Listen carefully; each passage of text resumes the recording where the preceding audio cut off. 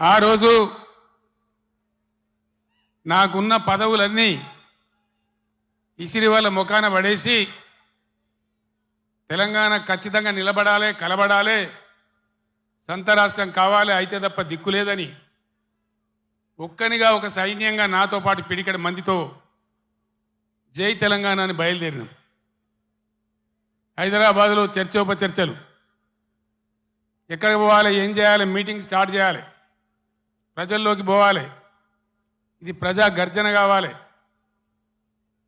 బ్రహ్మాండమైనటువంటి చైతన్యవంతులైన ప్రజలున్న జిల్లా కరీంనగర్ జిల్లా. ఇది పోరాటాల గడ్డ. ఇక్కడి నుంచే ప్రారంభించాలని భావించి ఇదే ఎస్ఆర్ఆర్ కళాశాల మైదానంలో ఇదే రాత్రి సమయంలో మే 17వ తేదీ 48 డిగ్రీల ఎండ అయినా కూడా ప్రజల చైతన్యం ఉన్న జిల్లా అని చెప్పి తెలంగాణ ఉద్యమం కోసం ఊపిరిలూదాలని నమ్మి ఇక్కడికి వస్తే ఆనాడు మీరు తెలంగాణ జెండాను ఆకాశమంతా ఎత్తిన గడ్డ ఈ కరీంనగర్ గడ్డ. ఈ కరీంనగర్ గడ్డ మట్టినే బొట్టుగా పెట్టుకొని ఇక్కడనే పిడికిలెత్తి కార్యాచరణ చెప్పి నేను ఉద్యమం కోసం బయలుదేరిన. తర్వాత కథంతా మీకు తెలుసు, మీరే కథానాయకులు, మీరే నన్ను ముందుకు నడిపిండ్రు.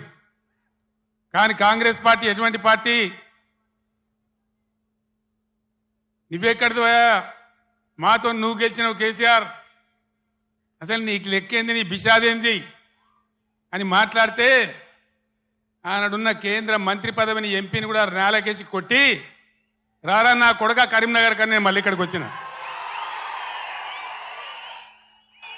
ఎన్ని కోట్లు ఖర్చు పెట్టినరో, ఎన్ని మాయోపాయాలు చేసినరో, మొత్తం రాష్ట్ర ప్రభుత్వం ఎన్ని గింగిరాలు కొట్టిందో మీకు తెలుసు నాకంటే ఎక్కువ.